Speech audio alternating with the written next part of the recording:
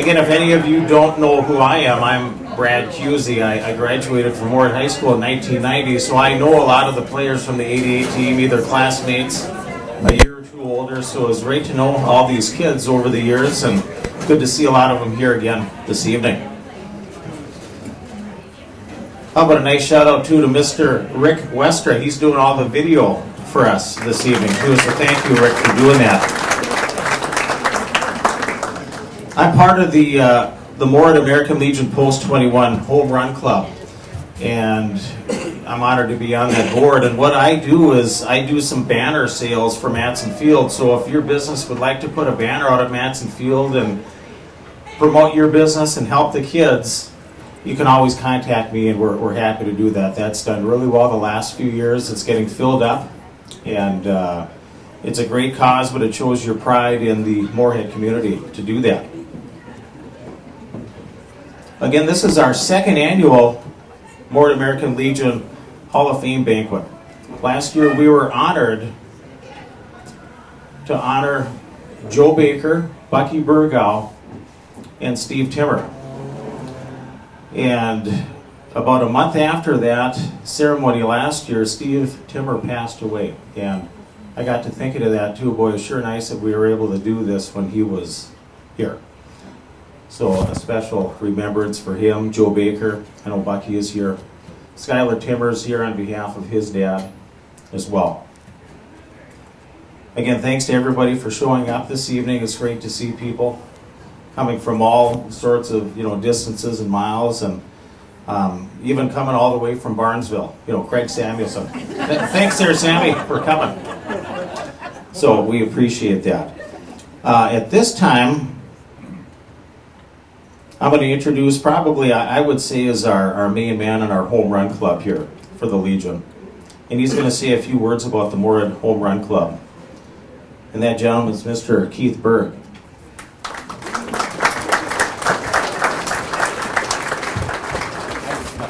Okay, thank you, Brad. One thing we have to remember, Halver Johnson was also a part of that. There's Tom. Thank you. So when we started this club a couple years ago, as you see this sign here, what does it say? What does it say? Connecting players, fans, and alumni, fundraising for the team. And one of the things that we thought about when we started is just, this is what we said in our opening. We want to share stories, photos, and overall good memories. And that's pretty much what it's all about for our club. A couple people that I want to thank here tonight. First of all, the Legion Club. They've been supporting baseball since 1929. So now we're, do the math on that. And also I want to thank my daughter, Tanya. Can you stand up? There we go. She designed the program, this banner, and anything that is printed out, she did it because I can't do it. And next, Brad, you want to come back? Ready? That's enough for me. We're running behind. There we go. Hey, thanks, Keith.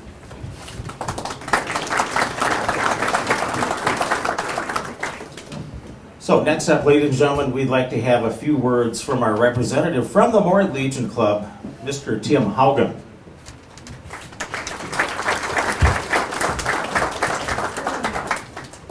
Okay, we got a bet going on.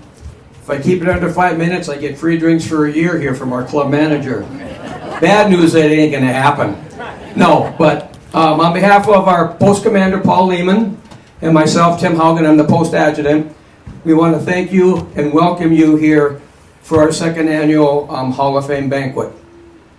It is also, like Keith talked about, we started in 1929, so this is our 96th year of Moorhead Baseball Legion here. So we got. It's one of those things where when I started getting involved a little bit on the post side, it's like, where did it start? And I know I was bugging Slick a lot.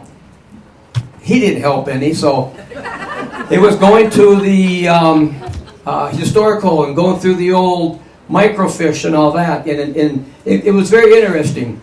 And to lead into that, I think we owe Keith Berg another big round of applause, because what you guys see here, what he's put together from the history, there's a lot more of that, but that's him, and then him sharing it on our Facebook page. So I think he deserves another round because he's done a lot of work.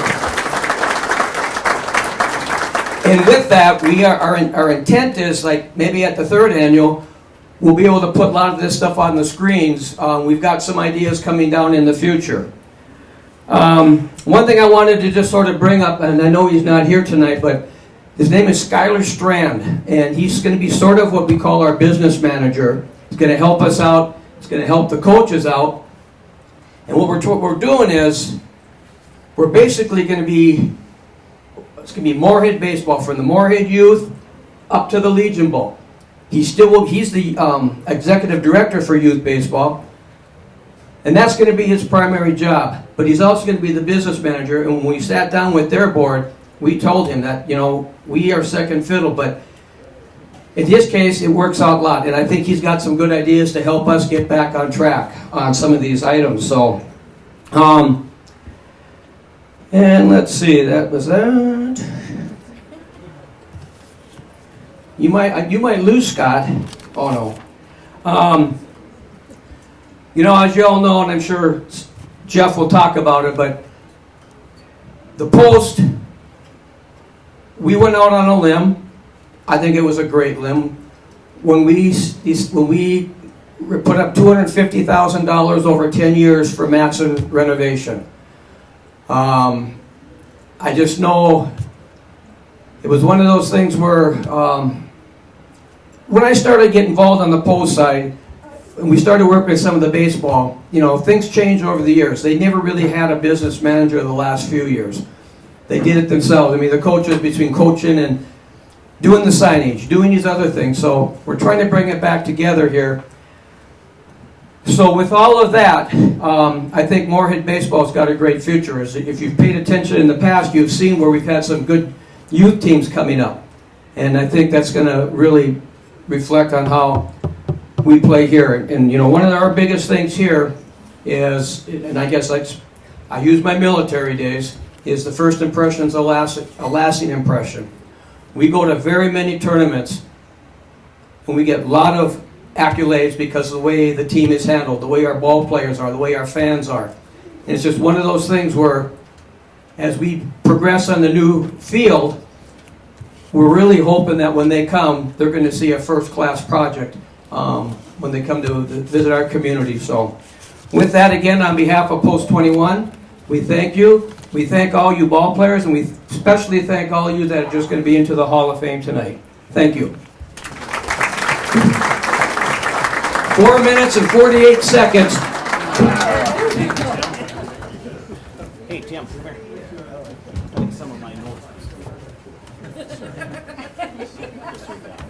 No wonder I was short. Yes. Yes, thank you, Tim. Next, to keep everything rolling, the gentleman that I'm going to introduce next really does a lot of our heavy lifting for fundraising for Moorhead Baseball, and been public address announcer many years ago for Moorhead Senior High Athletics. Just a great all-around person and does a great job in facilitating getting funds for our Matson Field renovation. They call him Slick, but on your program he's Jeff Miller. Let's hear it for Jeff. Come on up, Jeff.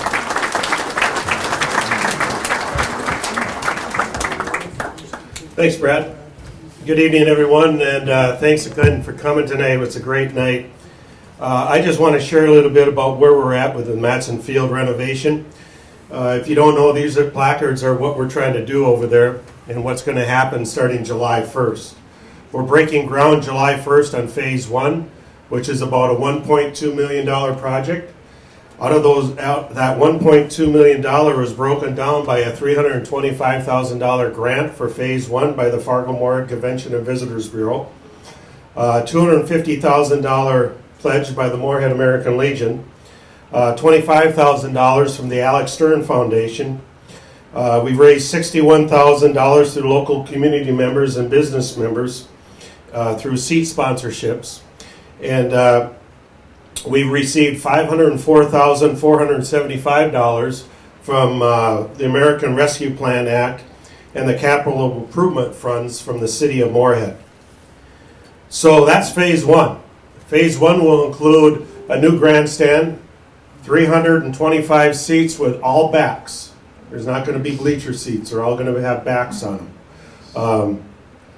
And new netting, backstop netting. And there's going to be some new drainage things that have to occur out there. So that's phase one. Phase two will be the concession stand up on the upper concourse area, as you can see. Phase one also includes the new press box. Phase two will be the concession stand and restrooms up on the concourse area, and also sunshades put up over the seating areas. And right now, we haven't got a final count on what phase two is going to be, but ballpark figure is anywhere from $600,000 to $700,000 for phase two. And we're well on our way raising that money. With that, we've got $175,000 from the Fargo-Moorhead and Convention and Visitors Bureau for a total of a $500,000 grant from the Fargo-Moorhead Convention and Visitors Bureau for our project. We received $50,000 from Justin Berg, a former Moorhead blues player, who is going to donate that money over a 10-year period. And we also received a $50,000 pledge from FCCU, our local community credit union, thanks to Mr. Howe in the back there and his group. Stand up, young man. I mean, he made my day about 3 weeks ago when I got the email that we're giving you $50,000.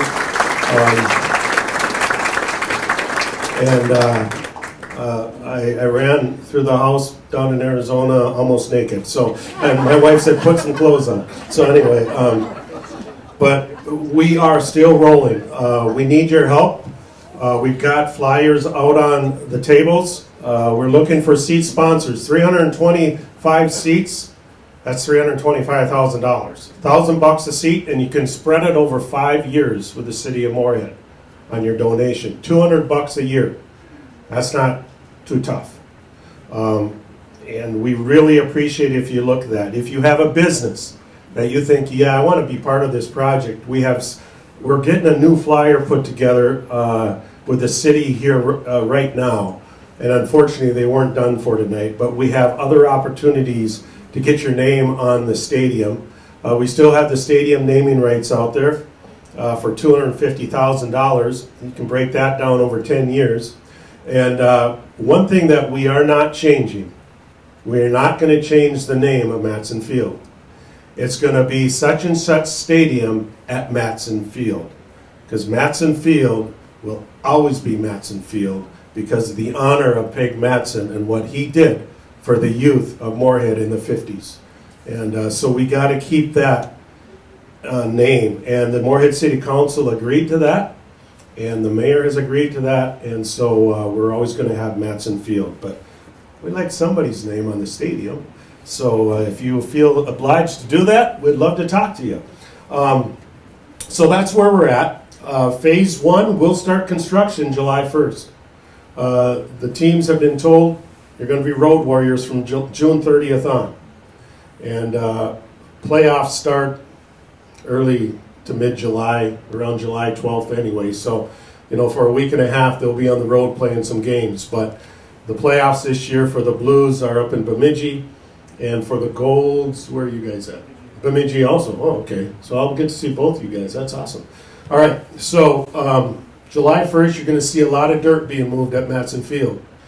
And MBA, the contractor, Kurt Zimmel is the lead architect, and he had a son playing for the Blues a number of years ago. And so he's our lead architect. He understands baseball. He understands what we want.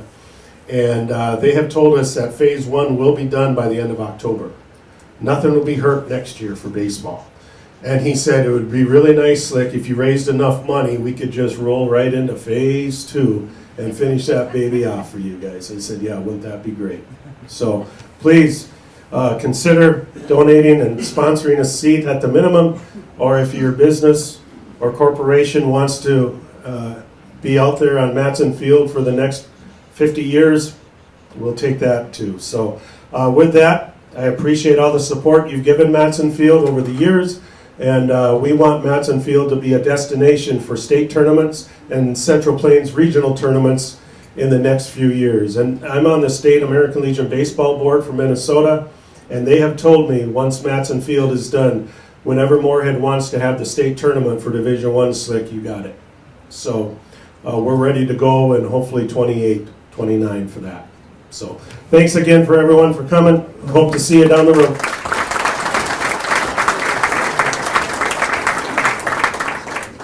Thank you, Slick. Next, we're going to have a couple coaches come up and present themselves and talk about the upcoming season. First, the American Legion Blues Post 21 Blues coach, Mr. Jack Noggle. Come on up, Jack.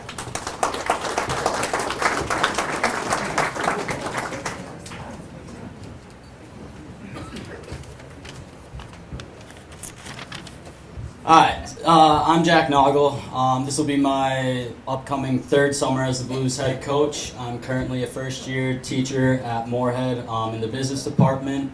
Prior to taking over the reins as the Blues coach, I served as an assistant coach to Bryant Bergeson, and then the 2 years prior to that, I was with the 14U and 15U travel team, both groups of which were seniors last year, and so last year I was very privileged to be able to spend either the fourth or fifth summer with that group of young men. So to get things going, before I go over a recap of last year's season, I just wanted to share our 3 goals from a coaching staff's perspective. So the first is developing character. Our mission is to help our players not grow only as baseball players, but also as individuals who can positively impact society. Whether they continue their baseball careers in college, pursue further education, join the workforce, or serve in the military, we strive to equip them to be productive leaders. The second would be building relationships. We aim to foster relationships with our players, ensuring that we support their success on and off the field in all aspects of life. And the third one would be chasing victory. Yes, it is our goal as baseball coaches to go out to the baseball field, throw our best 9 guys out there, and get as many wins as we possibly can. However, our first 2 goals of developing character and building relationships are more so our top 2 priorities. If we're able to take care of those 2 things, the wins will come. And we are very confident in that. Being the past 2 seasons, we've all had a fair amount of success. So, quick recap of last season. Over the 2024 season, we played a total of 35 games, finishing with a record of 22-13. Of those 35 games, 12 of them were regular season matchups against our sub-state opponents, where we went 9-3. Besides that, our big matchups with Post 400, we ended up in a split, winning 1 and losing 1. And then we had 1 matchup with Fargo Post 2 across the river, and that was our military appreciation night. It was a barn burner. We jumped out to a 5-run lead by the 3rd inning, and then we weren't able to take advantage of the timely errors that Post 2 had given us, and they were able to take advantage of those. And so between the 5th, 6th, and 7th inning, they were able to accumulate 8 runs, which ultimately led them to a 9-6 victory. So we typically have 2 fairly significant road trips throughout our season. The first being in the middle to late June when we take our trip down to Omaha, in which I would say is a team favorite just with all the activities that we do on the road. And the second would be the Gopher Classic, which is typically in the cities area. Sometimes we can get pushed to Mankato. Last year we were in Prior Lake. But between those 2 tournaments, we were able to finish with a record of 7-3. The Battle of Omaha, we went 2-2, so we weren't able to get past pool play. And we didn't get through pool play at the Gopher last year with a record of 4-1, being that our 1 loss was to the host team, Prior Lake, who was able to go undefeated through pool play. During Sub-State, we entered the tournament as the number 1 seed, and so one of our stud pitchers, Drake Kunze, was able to throw a dominant game. He went a complete game shutout and allowed us to win 4-0. And so that was step number 1. So after that, we were facing East Grand Forks, and during our regular season doubleheader, we managed to split them. And so we knew that we were going to see their guy that beat us the first go around, and so we were able to jump out to a hot start. I think we threw 4 runs on the board by the second inning, and they ultimately took him out of the game. Once they took him out of the game, they brought in a pitcher who threw pretty well, and he was able to shut us down. Unfortunately, our bats stayed cold throughout the rest of the game, and ultimately fell short 6-4. Thankfully, it's a double elimination tournament, and so our next opponent was Bemidji. Against Bemidji, we split our doubleheader in the regular season, courtesy of Drake Kunza walk-off grand slam, which was definitely the highlight of the year. Unfortunately, we jump out to a 4-0 lead. And then they started to climb back. We exchanged a couple runs for a couple innings, and then they ended up taking a 8-6 lead, and then they were able to sustain that lead, and so that concluded our season. Although the season didn't end how we would have liked, we did have some incredible moments that we were able to bond and build those relationships with our guys. The first would be when we make our trip to Omaha. So our first stop every time we make our trip is to Spaghetti Works. And if you're not familiar with Spaghetti Works, it is an all-you-can-eat pasta restaurant. And so, according to Myth, the record for the most amount of bowls eaten at Spaghetti Works was 13, and that was done by Hayden Netland in 2021. Is that right around there? And so, every year we have guys, yep, we're going to beat 13. We're going to beat 13. And I might be the one to blame, being that no one has been able to break the record yet, because every time they bring me that tab, I want to get the heck out of there and go to the College World Series. And so I think the most we were able to get our guys was 8 or 9 bowls. So still working on breaking the record. But the new tradition we began was when we went down to the Gopher Classic. And so our first game was at 9 a.m. on Thursday. And I really didn't want to get up at 3 a.m. to head down to the cities and get ready at 7, take our BP, and then get ready to go. So we used Wednesday as a travel day. We made a pit stop at the Mall of America, where we started the new tradition of the Moose Mountain Mini Golf Open. And so Moose Mountain would be the mini golf course that we played at in the Mall of America. And of course, our guys, being who they are, they're like, oh, so it's competition. What do we get if we win? And I told them I'd figure out a prize. So once they got everything going, I kind of snuck away, went back to the gift shop. And then 5-10 minutes later, I went back, joined them, was supervising. And once we got back onto the bus, I told everyone, give me your scorecards, I'll count them up, and let's see who won.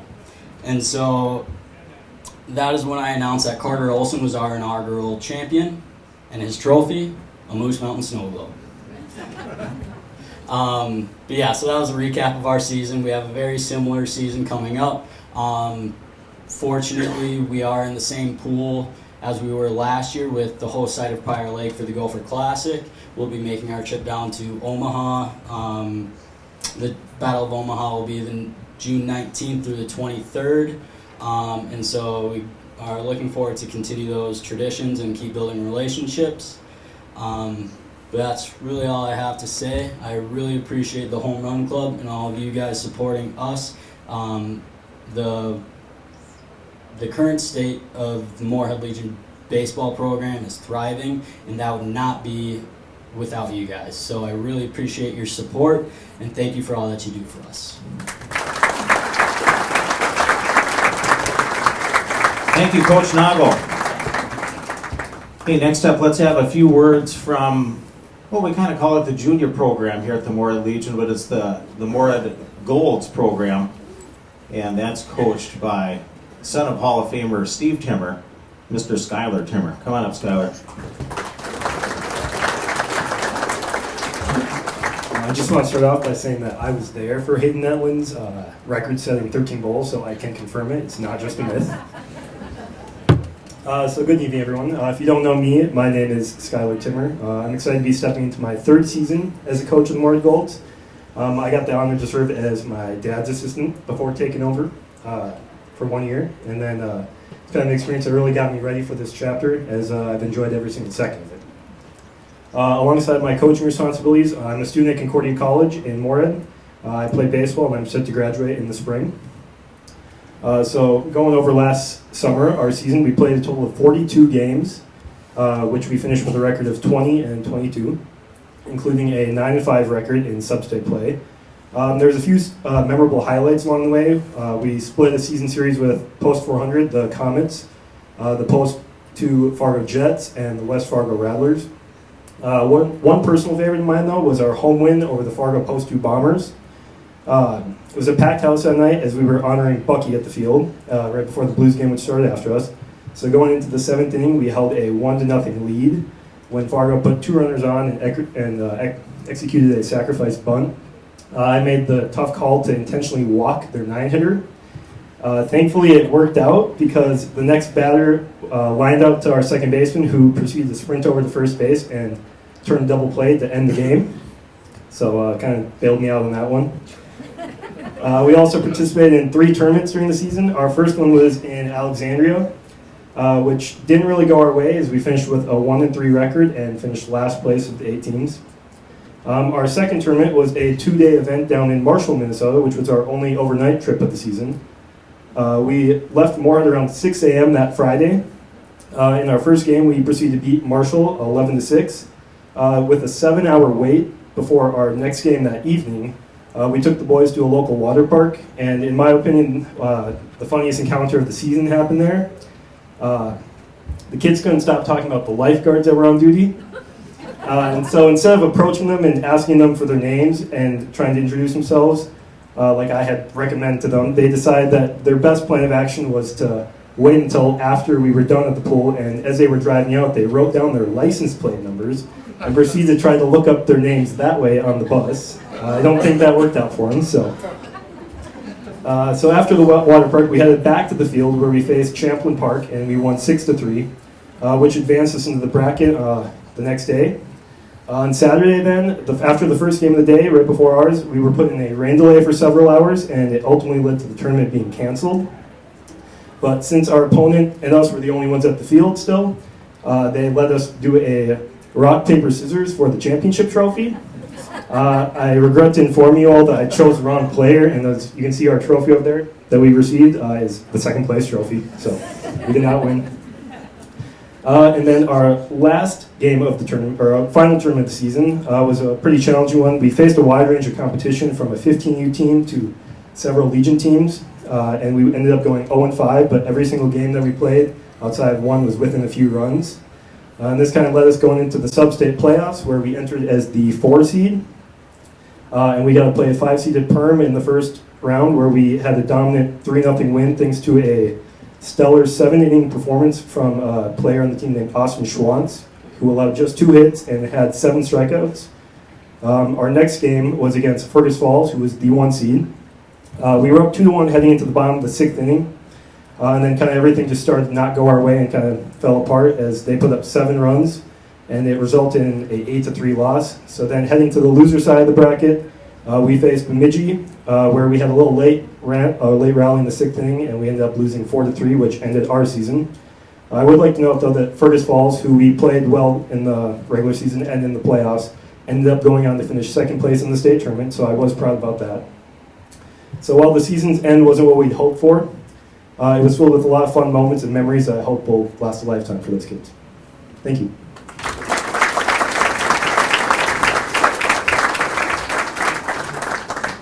Thanks for that recap, Skylar. And now for the moment that we're all here for is to introduce and recognize our Hall of Fame banquet recipients this evening. And the first gentleman that we're going to announce is our first inductee this 2025 spring season here at the Moorhead Legion, Mr. Lowell Bolger. Let's give him a nice round of applause to start with. Lowell Bolger.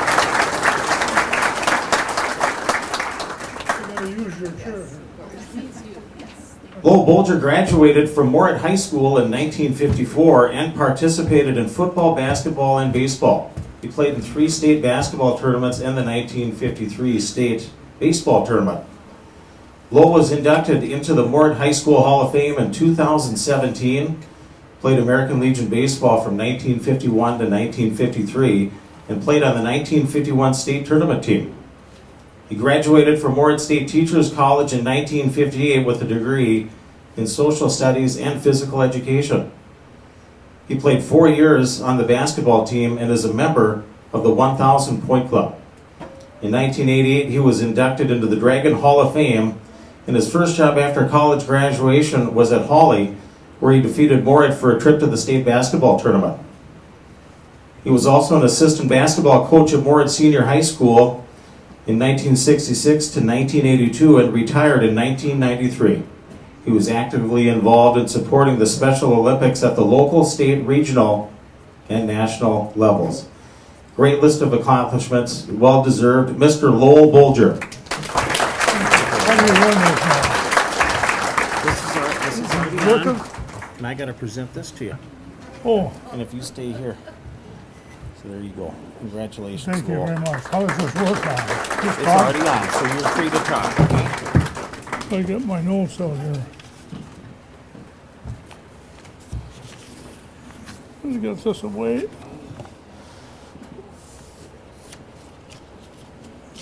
Well, I'm happy to be here, but at my age, I'm happy to be anywhere.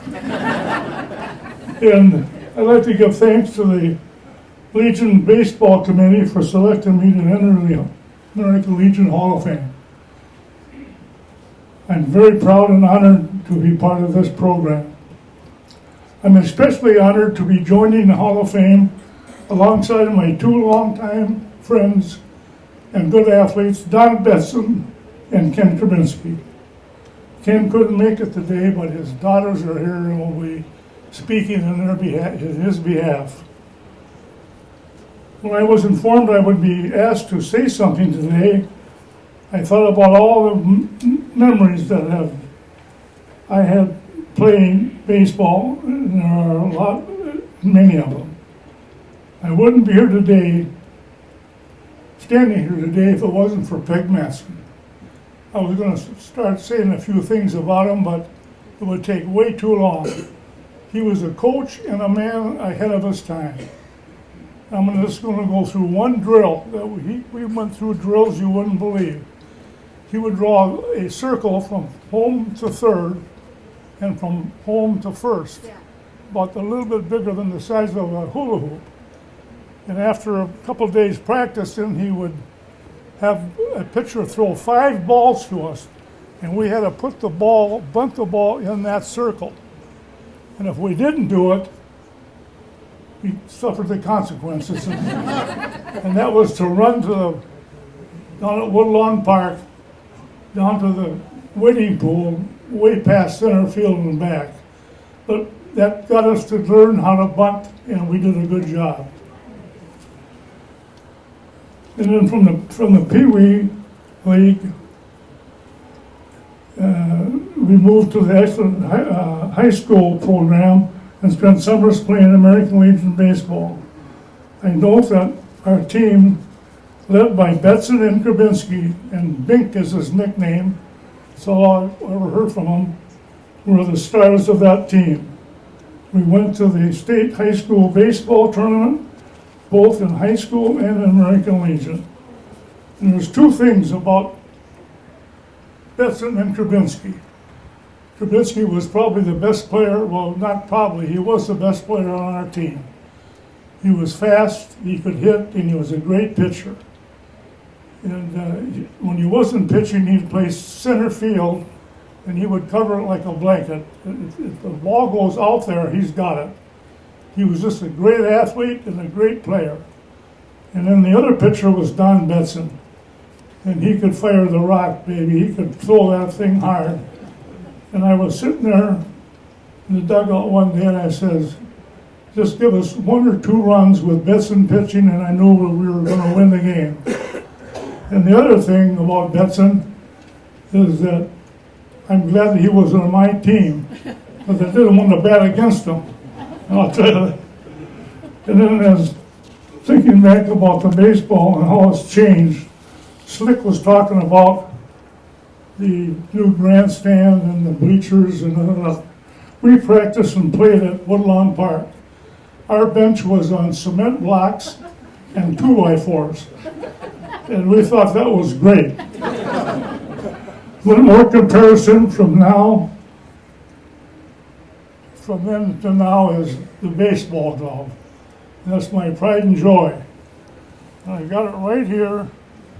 This is the glove I use. My dad bought me when I was 12 years old. Still have it. And it's the only glove I've ever had in my life. And when I retired, I just kept it. I keep it in the back of my car in case anybody wants to play catch.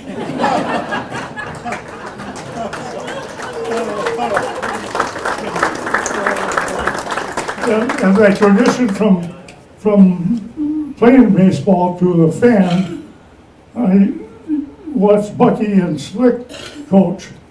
I like to watch them play because they had discipline on their teams.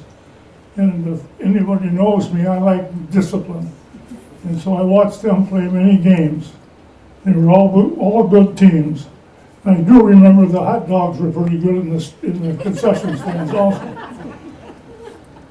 And in ending, sports like the Legion Baseball, besides the practices, games, and tournaments, provide so much more to my life. I have many long-lasting great friendships and so many great memories. Again, I'm truly honored to be in the American Legion Hall of Fame. I thank you, and go Blues.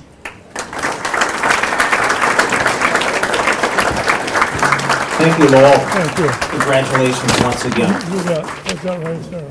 Put that in there too.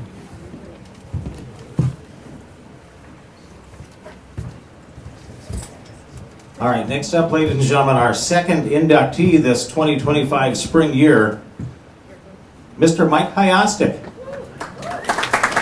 And you know, Mike, if you would like, you can stay seated. I'll say a few words and then have you come up. It's up to you. But if you want to save a little stand time, you know, I can talk while you sit too, if that's okay. Mike Hyostik grew up in Thief River Falls, Minnesota. Graduated from Lincoln High School in 1953, and during high school, Mike participated in football, hockey, track, and high school baseball. During his summers, he played Legion baseball.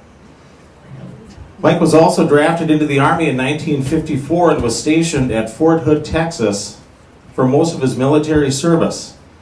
He was honorably discharged from the Army in April of 1956, and in the fall of '56, Mike enrolled in the Moorhead State Teachers College. He married his Thief River Falls classmate Audrey Ossie in January of '59, graduating from Moorhead State Teachers College in the fall of 1960. Mike accepted a teaching position in Red Lake Falls, Minnesota, beginning in 1961, where he coached hockey and baseball. In the spring of '68, he accepted a teaching and coaching position in Moorhead, hired as the assistant high school baseball coach and the assistant hockey coach. In 1968, Mike was hired to coach the Moorhead American Legion baseball team, where he coached Post 21 from 1969 to 1972. The 1969 team finished runner-up to Edina at the state tournament, and then played further into the season at the Great Plains Regional in Mandan. In 1972 state tournament play, they finished runner-up to Richfield, who beat them twice in the first year of double elimination play. Unfortunately, the runner-up team didn't advance to a regional tournament that year, but during his coaching tenure, the Legion team was state tournament runners-up twice and had one Great Plains regional appearance. After coaching the Legion Ball Club, Mike continued his involvement with Post 21. He umpired and was part of the Umpire Association from 1973 to 1982. He volunteered to work the press box during the tournament, and afterwards he was finished with umpiring. He took ticket sales for the Legion teams along with Odin Gunderson for many years. Ladies and gentlemen, I'd like to introduce our second inductee this evening, Mr. Mike Hyostik.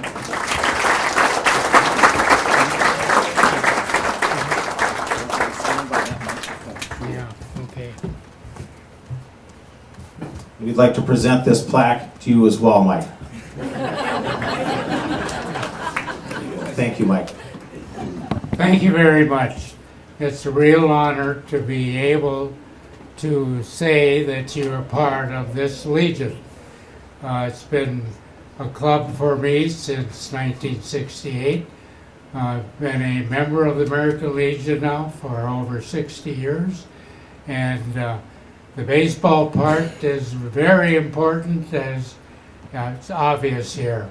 So what was already mentioned, I got my feet wet playing Legion ball. And then once I got through college and got a job, I was a Legion coach in Red Lake Falls for 8 years, and then came to Moorhead and got to work with Bill Quinnett in the baseball department at Moorhead High School. And one time, I would say it was probably, maybe middle March or so, there was an ad in the paper stating that Post 21 was advertising for a Legion coach. So I asked Bill, I said, "Are you going to apply for this job?" And he said, "No." He said, "If you want it, go after it." So I figured, why not? Go after it. And so I went after it, got the job, and they told me to talk to Norm Feldy. So I went to talk to Norm, and he more or less told me we have one big complaint so far on this program. And I said, "What is it?" He said, "Some of our kids are complaining they don't get to play enough games. Our schedule is not long enough." So he said, "I'm giving you this sheet of paper with a bunch of names of different clubs or clubs around the area." And he said, "Get on the phone and start talking to some of these people." So that's exactly what I did. And with our tournament games at the end of the year, we played 56 games. So I think that I achieved that part of the job. So, but there's some negativism here. After we had our first practice, several of our high school kids, who are some of our better kids, didn't show up. And the kids who did told me, "We are playing too many games. They don't want to play all summer long." Well, luckily I was a JV coach, so I had some pretty good kids that I knew on this JV team. So we were able to make some slots here open to them, and I thought we got a pretty good team put together. The Legion program was sort of to start with, was a little bit shaky as far as wins and loss goes, but we had one real catastrophe to start the season. Our very first game in Crookston, Joe Severy, our shortstop, was beamed, and he had a horrible, horrible injury. They took him to the hospital in Crookston, and then I found shortly afterwards that they transferred him to Fargo. And then once we got back to Moorhead, I checked in on him, and it didn't look real good for him at that particular time. So whatever his Legion season was done for. But then from there in, the important thing was to make sure he was going to survive and make it. And he did.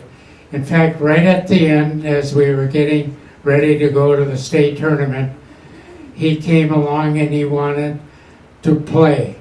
And I said, "Joel, I'd love to have you, but I'd have to have a doctor sign a slip stating you can play." Well, naturally that didn't happen. But as it was already mentioned here, we did get got a runner-up spot, and that was, very important. But one of the things that was almost important is that on the way to St. Cloud, we had the the Goose, as our kids called the bus that we had. And about halfway to Alexandria or so, the Blue Goose broke down. Now what do? We got a report into St. Cloud. Well, some of our fans were coming back, parents in particular, picked up some of the kids. But then we got note that Greyhound bus was coming through the area. And they did stop for us. And we got all our kids on the bus, all our equipment and what have you was taken care of. We got to St. Cloud, and one of the Legion members in St. Cloud had a bus there for us, took care of us, and for the next 3 or 4 days, he was our transportation all the way through. So everything worked out all right, so to speak. And then also, we had a situation that came in the next year that to me was an unusual situation. We got a call from Billings, Montana. Eddie Baines was a coach out there, and he says, we're having a big Legion, what would you call it, celebration in Billings. And it's a whole town thing. Merchants were buying tickets, and they were giving them away to people who were willing to go to the game, so to speak. And when we got there, by the way, I talked to Norm first. I said, Billings is a long way. I said, can we afford that? And he said, no, we can't. So he said, you better call them and tell them we can't make it. So I called Eddie and said, we don't have the money to get there. And he said, you don't need any money. He said, we will pay your expenses to come out here to Billings. Gas money, and we're going to put you up in a hotel downtown and pay your meal allowances. So, told Norm that, and he said, check and see with some of your parents and see what they think about going all the way out there. Well, everybody wanted to go. So we took off, and the tournament was a 2-day, not a tournament, 2 days in the time we're playing, and we really had a good first game. We had a kid by the name of Paul Herwold, who was a pitcher and quite a hitter. He won the first game and hit the ball like crazy. We didn't win the second one, but we did that one. Well, after the game, we're getting ready to head back home, and Eddie said, I am a bird dog for a scout for the Seattle Pilots. And he said, I'm going to give him this name of Herwold. So I said, fine. So that's great with us. So we got home, and it wasn't too long, I got a call from the scout for the Pilots. And he wanted a schedule. And so I sent him the schedule, and then I didn't hear from him for the rest of the summer. Right before we're going to have the district, we get a call from him, and he wanted to know when Herwold was going to throw next. So I told him, and he said, where is it? And well, the tournament was in Halstead, Minnesota. And he said, Halstead, Minnesota. He said, where is that? I said, well, right on Highway 75. He said, what airlines would I take to get to Halstead, Minnesota? So I had to tell him, no airlines. You have to go to Fargo, rent a car, and go to Halstead.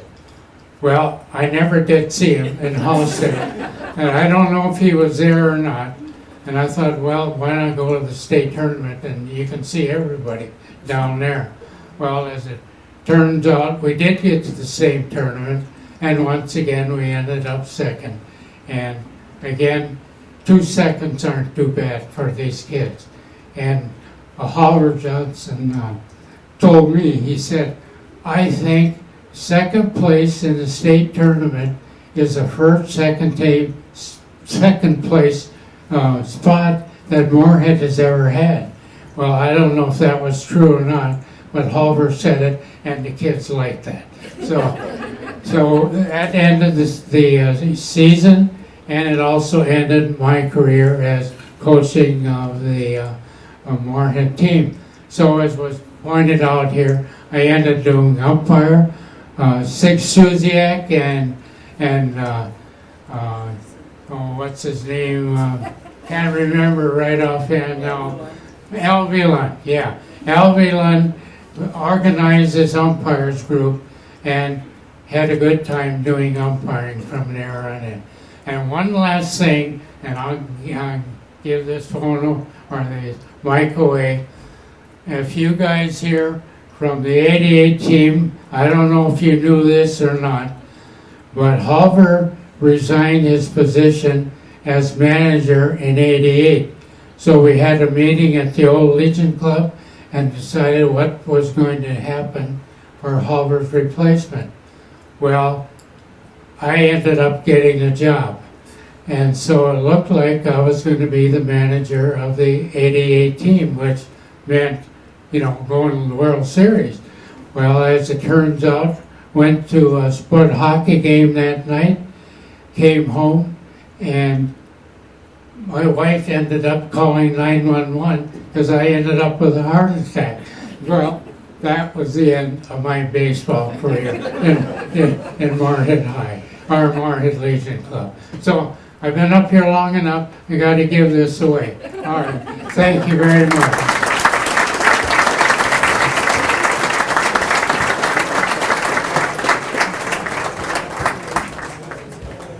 Thank you very much, Mike.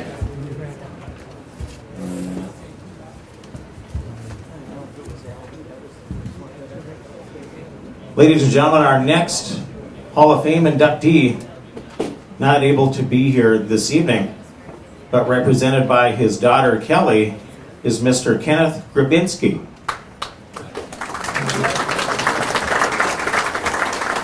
Ken graduated from Moorhead Senior High School in 1953 and participated in football, basketball, baseball, and track. The 53 Spuds baseball team was the first team to qualify for the high school state tournament. Ken played on the Moorhead American Legion team from 1950 to 52, and the 1950 and 51 teams qualified for the state tournaments those years. While attending college at Moorhead State, he played baseball and football. His football career ended after a major knee injury. Ken started his career in education as a teacher and coach in Frazee, Minnesota, and after receiving his Bachelor of Science degree from Moorhead State University, he was a successful classroom teacher and coach, and was held in very high regard by the students, townspeople, and his teaching colleagues. With continued success, he went on to complete his Master of Science degree in education while working for 2 years teaching and coaching in Hawley. In 1965, he accepted a new role in Blaine, Minnesota, and began as a physical education, health, and driver education instructor at Roosevelt Junior High School in Anoka Hennepin, Independent School District number 11. His responsibilities increased as the years went by to include running the athletic program at Roosevelt. In 1972, the selection of staff for the newly built Blaine Senior High School began. He was immediately singled out by Elliot Purovich, acting principal, as the choice for athletic director in the new senior high school. This role had an extensive level of responsibility in establishing an athletic program for a high school of 2,400 students at that time. Blaine High School was to compete in the Twin Cities Suburban Athletic Conference, one of the finest in the state of Minnesota. Ken was not only chairman of all the athletic departments, but also the full-time athletic director for that school. His responsibilities included purchasing the equipment, working with the architects, contractors to complete the athletic facilities, indoors and outdoors, but also assisting with hiring the coaching and the staff for the new school. His efforts resulted in what considered to be one of the finest athletic staff and a program structured in the state at that time. Ken possessed many qualities that made him a strong leader and educator. He was respected by the administration, coaches, colleagues, and students. Fair, sincere, and honesty with people were traits held in high regard by those around him. He devoted many hours to the school and athletic programs throughout his career and this was indicative of his commitment to education, students, staff, and the community. He retired from Blaine High School in 1989 and moved to Tucson, Arizona with his wife, Patricia. He spent time and cared for his parents before their passing. Always a passion of his, golfing with buddies and happy hours filled most of his days.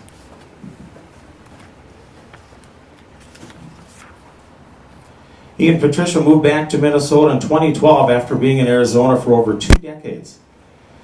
Pat passed away shortly after. He resides in Spring Park, Minnesota, and just celebrated his 90th birthday with his 3 children, 6 grandchildren, and 5 great-grandchildren. There are smiles abound when he and the little ones pay him a visit. Ever the sports enthusiastic person that he always was, he still lives and breathes everything in sports. Once again, ladies and gentlemen, let's give a nice round of applause to Ken Grabinski. And if Kelly is here, would you like to come up and receive his plaque on his behalf? Not a speaker, not a microphone person. No microphone. Did you want to say anything? Yeah, but I'll just speak loudly, okay? So yeah, Dad's not much for car drives. It was 3.5-hour drive to get here, but he's doing very well. He lives on a senior campus in Spring Park. He's very, very honored to be recognized by the American Legion and by everybody here. His life has always been sports. You know, always has been, always will be. And his heart is Moorhead. And thank you so much.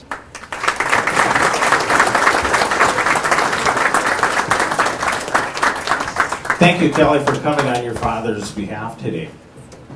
Oh, I did say this is that little man that went out crying is my dad's 4th great-grandson. And this is my family here. So, thank you.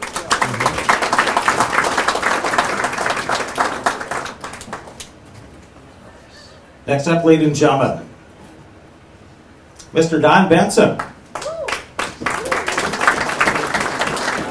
And again, I'll let the recipients, if they want to come up here and stand, they're welcome to do that, or I'll call you up to receive your plaque when you're done, whatever is most comfortable. We're pretty easygoing, right?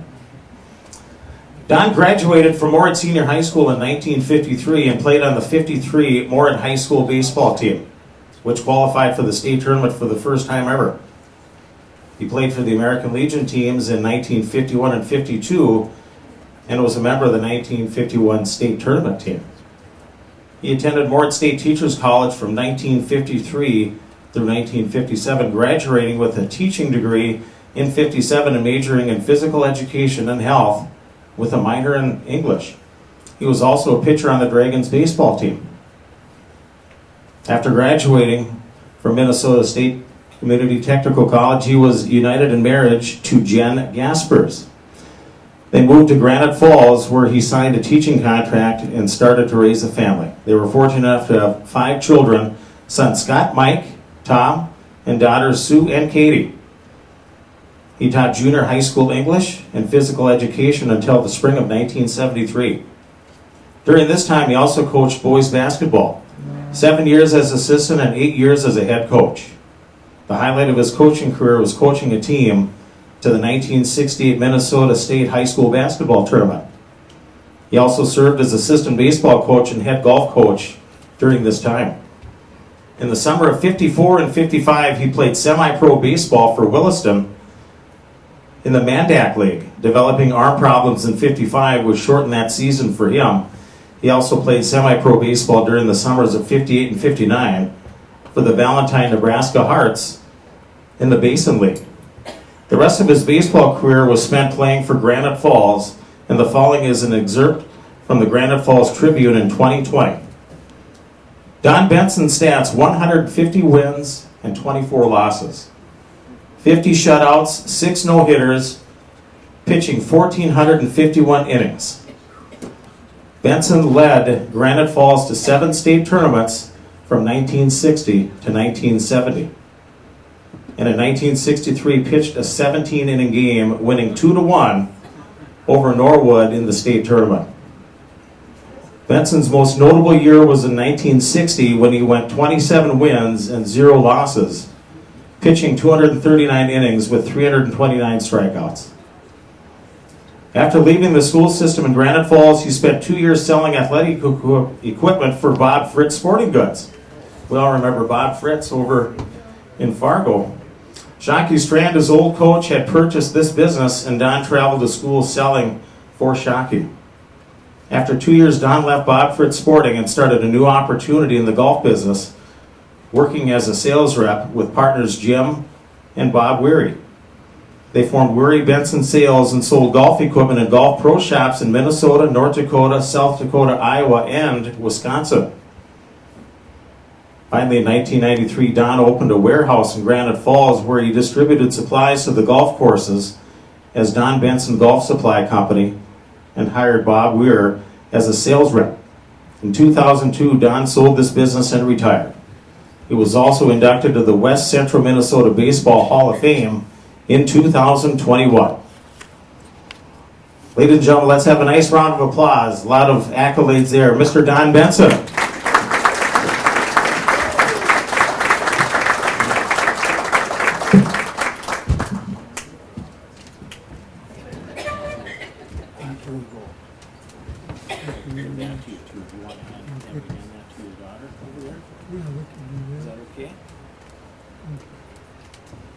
Stand here so that way we can get you on the mic there. Thank you. There you go, Don.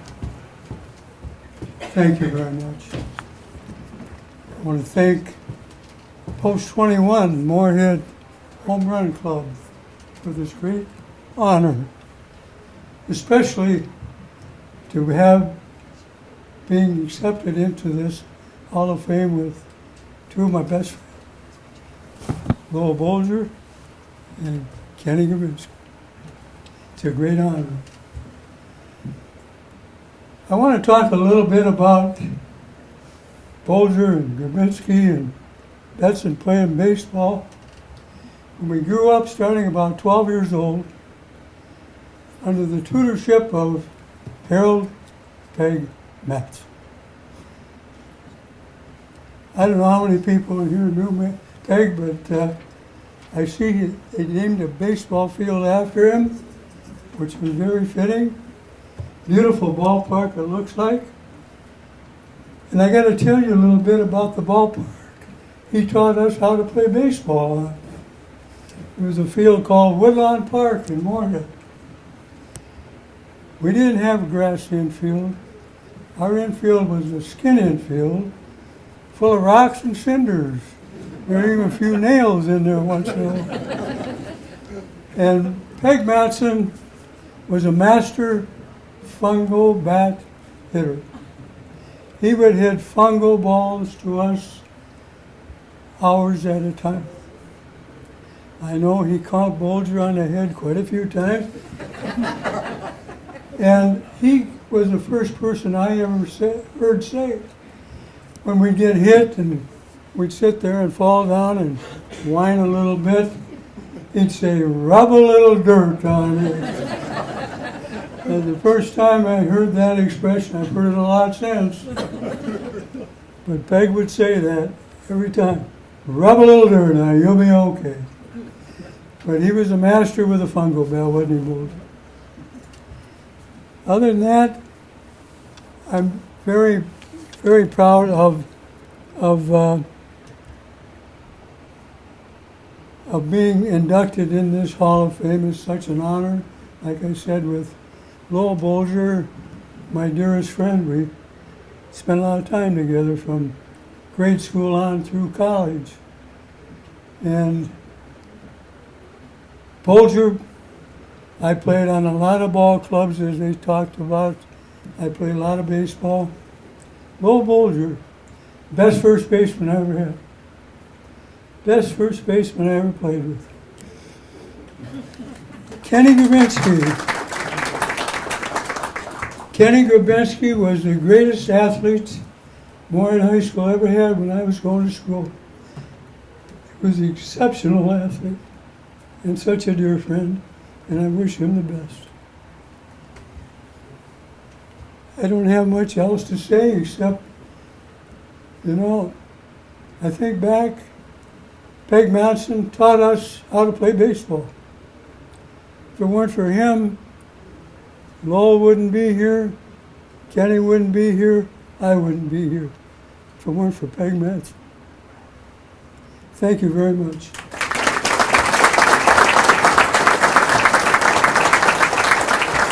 Thank you, Don.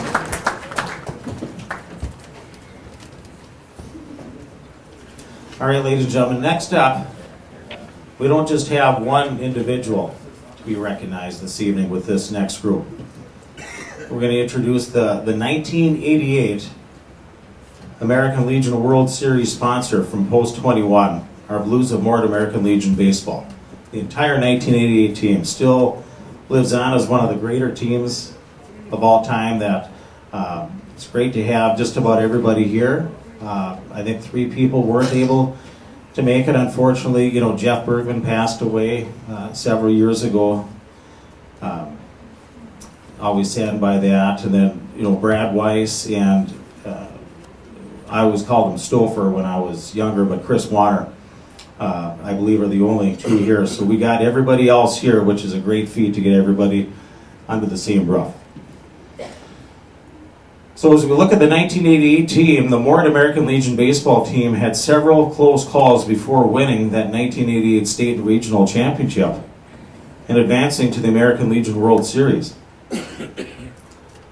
As we look back, in 1950, the only loss for the Mort team was the state championship game. In 57, 69, and 72, they advanced to the championship games. In 73, they hosted the regional tournament in Moorhead, where they won their first game before losing the next 2. So they were getting closer. The 1988 team had a regular season record of 33-10, which included 4 one-run losses to Fargo. And I know that still stings a little bit. I remember as a sophomore that year watching those games, and they were all close games. Maybe some debate and questionable calls. Bucky will tell you about that. They suffered a loss to Detroit Lakes in the district tournament, but came back to win through the losers bracket. They were undefeated in the state tournament and only had 1 loss in the regional in New Ulm. At the World Series, they won their first 2 games before losing their next 2 games. Their postseason record of 17 wins and 4 losses resulted in a record of 50 wins and 14 losses for the season. Just a fantastic season. Great group of athletes. A lot of those athletes were part of that 1987 football state title team as well. Great guys, great people. It's good to see them here tonight. What I'm going to do here, gentlemen, is I'm going to read off the roster of that team, and please stand as I call your name so you can be recognized. It's probably hard to have everybody file through, but please stand up so you're recognized as I call your name. And really, we'd be remiss if we didn't, start with the man who kept everything in control, the head coach of that team, Don Burgow. Bucky, have a seat, please. Now, the assistant coaches on that team, and he's handling the camera here tonight, Mr. Rick Westra. Thank you, Rick. And again, after he finished with his Golds program that summer, Steve Timmer also came on to help assist Coach Bucky that summer season. And again, we'll always remember Steve Timmer and the celebration after winning that regional, headed to the World Series. And again, a special thank you and posthumous, speech here by Joe Baker. Great guy that kept everything together here too. And Mike, again, you couldn't, lead that team in '88, but Joe Baker stepped in and took care of that for you too. So Joe was a character all his own. So congratulations to Joe for that too. So players that are here this evening, and we're going to list them all, even if they weren't here. But please stand as I call your name. Number 1, Brent Tyken.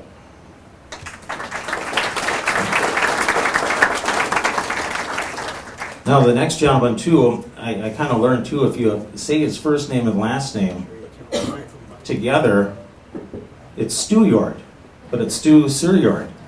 So, Stu, Kevin. And again, I don't believe he was able to make it here this evening, but Brad Weiss, also a big important part of that team. Next up, we have the pitcher, big target over at first base, Big Brad Keenum.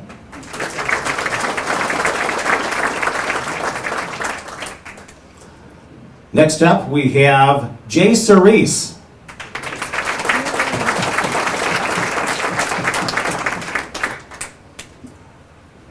Next up, making one of the greatest catches in the World Series. You know, I was not there to see it, but Larry Knutson saw it, said it was one of the greatest catches. But center fielder Chad Matson.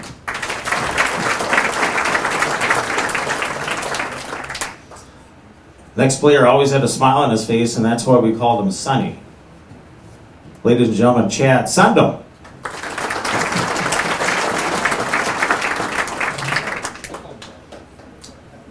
Next up, Scott Arnseth.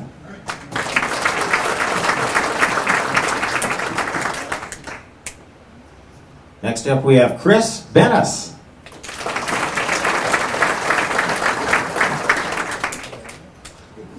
One of the sophomores on that 88 team, Mr. Tony Kaka.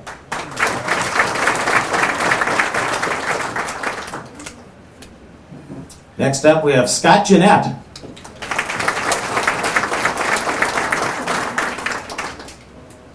And again, I don't believe was able to make it here this evening, but Chris Stouffer Warner.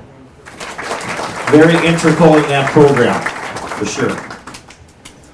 Now, some of you are NBA fans. In the 1980s, there was a really short basketball player. I think he was the shortest player ever. His name was Muggsy Bogues. Does that name sound familiar? So I kind of thought, geez, if you switch the M and the B's around on this next guy, what do you have? And, you know, so we kind of gave him that nickname, Bugsy Mogues, which is Chad Mohagan right there. Thanks, Chad. Next up, we have Phil Lean.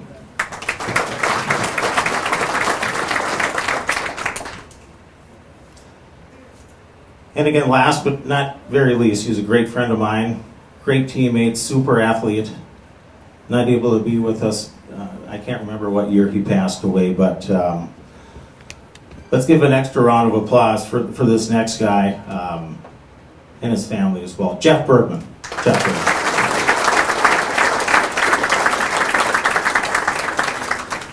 Ladies and gentlemen, that is the roster of that 1988 World Series traveling team for our post-21 American Legion Blues baseball. Let's give them all a nice round of applause once again.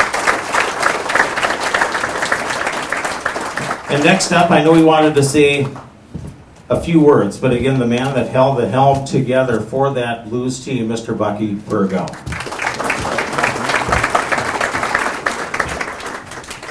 As Billy Crystal said during his good friend Muhammad Ali's funeral, 2 hours into that funeral, we're halfway through the night.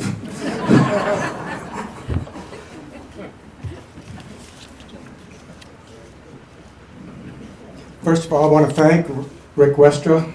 He was my assistant coach all year long, in charge of our pitching staff. Steve Timmer joined us when the gold season was done, and I appreciate their help and their expertise during this whole season. As Brad alluded to, we lost one of our guys, Jeff Bergman, over the years. It was a sad day, but as I think about this team and the guys, I really have nothing but good memories about Jeff and how competitive he was on the baseball team for us. 50-14. Whoop, I got to back up. Low Bolger. Congratulations, young man. One of my best friends. We have lunch a lot. And I can honestly say, over the last 13 years, I don't think I bought one lunch ever. So I owe you a few bolts. I remember growing up in Perham and shagging bats for my dad's amateur baseball team in Perm and watching Kenny Grabinski and Don Betson pitch. They pitched like you're supposed to pitch. Fastball, breaking pitch, and if they had to move a guy off the plate, doggone it, they moved the guy off the plate. I am honored, simply honored to be up here and honor baseball royalty in Minnesota. Thank you guys, holy buckets, that's unbelievable.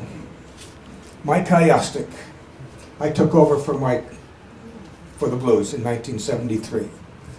I can't think of anybody that was more supportive to me when I first started coaching the Blues.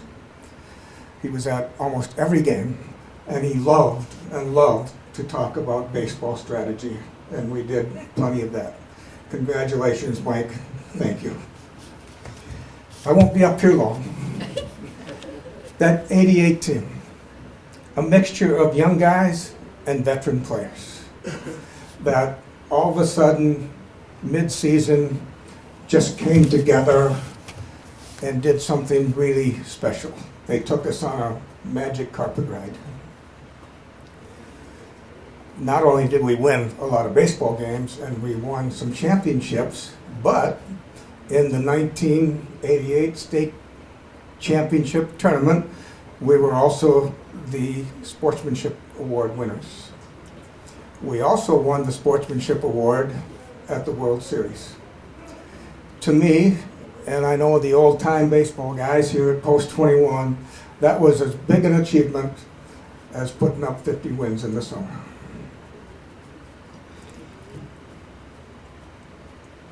The first game of the World Series, Boulder, Colorado, we end up winning 7-4. I talked to a Major League scout after the game. Just think of this now, I talked to a Major League scout after the game. Their pitcher, I don't remember his first name, his last name was Seeley, was on the gun at 95 miles an hour. Phil Liam, our knuckleball guy, topped out at 74. But that's baseball. We won the game. Phil had that knuckleball and it was on fire that day, and we played good defense behind him. And 96 doesn't always beat 74, and we proved it that day. Our second game was against Yakima, Washington. Good battle, back and forth. Last part of the game, Scott Hatteberg was up, played for the Boston Red Sox. If you remember the movie Moneyball, he was a big character in that movie. Runners on first and second, we're up 2. Hatteberg's up, 2 outs, last of the ninth. We were now playing 9-inning games in World Series. He hit a rocket to deep right center field. I mean a rocket, and I'm sitting in the dugout. You know how it goes. Oh, frick, the game's going to be tied up.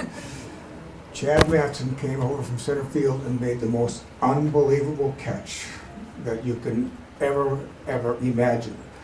Normally, when you win a big game, you have your pile at the pitcher's mound. Our pile was in deep right center field. That's how big it was. Even the scouts, who are really not very excitable people, were standing and cheering at the catch that Chad made. The next game we played Cincinnati, Buddy Post out of Cincinnati. Their second baseman was Pete Rose Jr. Great baseball player. We ended up losing a tough game and then lost to Boyertown, Pennsylvania in an elimination game. And the paper, I know, said that we finished third, but we actually finished fourth, which isn't too doggone bad. I got a good haircut the other day, just so all my guys over here would remember, doggone Cerise, you were the culprit. They shaved my head. So I wasn't looking too cool when I was coaching in the World Series because I had a shaved head. But I had made that stupid bet, so. Just a couple of real notable things about this team. One of the hardest things I ever done with the uniform on was to tell two young bat boys, and one of them's here today. Chakut, stand up. And they were just young guys, and they were all in on our team. They were all in. We won the regional tournament in New Ulm. They weren't going to send us home. The next morning we were to wake up, travel by bus to Minneapolis, St. Paul, and get on an airplane and fly to Connecticut. I had to tell two young bat boys that there wasn't room for them to go. And there were plenty of tears, I'll grant you that. And we really wanted them with. But that was one of the hardest things I've ever really done in my life.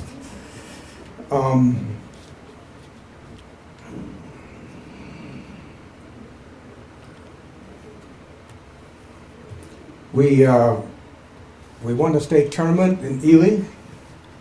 We got to come home for one day. Practice in the morning, got on the bus, drove to New Ulm. So we were on the road for many, many, many days. So when we won the region tournament in New Ulm, we had to go, take the whole team to the laundromat and do laundry. I actually had some guys come up to me, and I'm looking at one of them right there. Bucky, which is the wash machine and which is the dryer? But we got it done. I also remember of the 14 players, 6 of those kids had never flown before. So as you can about imagine, there was some teasing going on. I remember getting on the airplane and a couple guys behind me, sitting next to a couple guys that had never flown before. Sure hope the plane don't crash. But a testimony to this team, they really played well down the stretch. Fantastic pitching, good defense. They executed the fundamentals of the game, bunted the baseball, ran those bases like gangbusters, came home with the sportsmanship trophy. And then we were getting on the plane, or we were dressing in the motel to come home. And every one of them, to a man, wanted to wear a sport jacket and tie, because they knew the media would be waiting for us at the airport, and they wanted to represent not only Moorhead Legion baseball, but all of Legion baseball the way it was supposed to be. The way it was supposed to be. It's so much fun to be here with everyone tonight. All the good baseball people that have helped us over the years, parents and grandparents and Legion members that have given up their time, former players that I hear. And I hate to say this, guys, as I look at some of your physiques, you're not stealing any bases tomorrow. But that's okay too, because you're living life good. Thank you. This is so much fun to be here with all of you tonight. Thank you so much.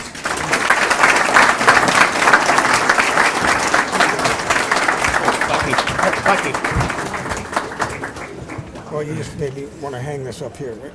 Yeah, we're going to give Bucky the Hall of Fame plaque too, just kind of for everybody tonight. Thank you, Bucky.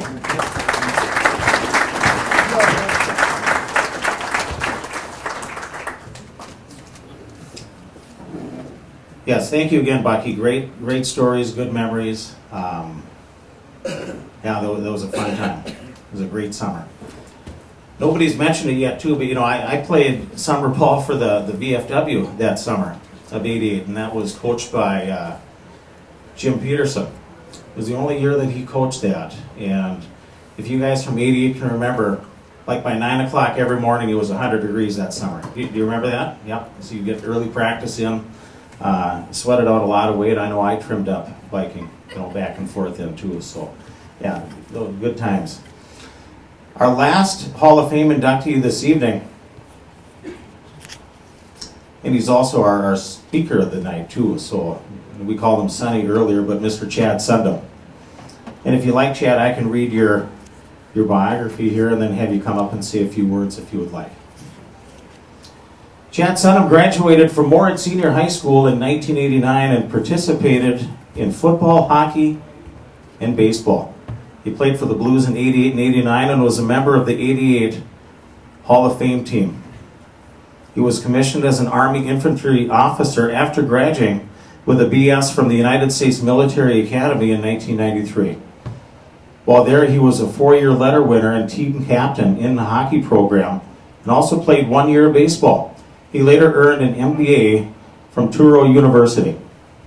Chad served just under 21 years in the United States Army, retiring as a lieutenant colonel in 2014. During that time, he completed 5 combat deployments to Afghanistan and Iraq and 1 operational deployment to Guantanamo Bay in Cuba. He held numerous leadership and command roles in both the conventional Army and Special Operations, the U.S. Army Rangers, culminating with command of Task Force Roster, a 1,000-person organization that conducted combat operations in Panjwai, Afghanistan, the spiritual birthplace of the Taliban. In 2003, Chad served as a Ranger Ground Force Commander in Iraq, successfully completing the first American prisoner of war rescue since World War II. For that deployment in action, he was awarded the Bronze Star for his valor. Chad was later awarded 2 other Bronze Stars for heroic and meritorious service in combat. He was also awarded the Legion of Merit, Army Valeris Unit Award, and numerous other distinctive decorations and commendations to include the prestigious Army Ranger Tab and Combat Infantryman's Badge. Chad has been with the railroad now for 11 years, serving in several key roles that included stops in Springfield, Missouri, Minneapolis, and now Fort Worth, Texas. He serves as the Vice President of Burlington Northern Santa Fe Railway's South Region operation. He directed, oversees, and skilled a team of approximately 10,000 staff members and vendors over a territory that spreads across the southern United States from California to Illinois, back down to Mexico. Chad is privileged to be a 2019 inductee into the Moorhead High School Hall of Fame. He's married to a retired Army nurse, Tina, for 25 years and is blessed with 2 children, Hannah, who lives in Lincoln, and Bridger, who resides in Minneapolis. With all that said, ladies and gentlemen, let's give a nice round of applause as we bring up Mr. Chad Sunham.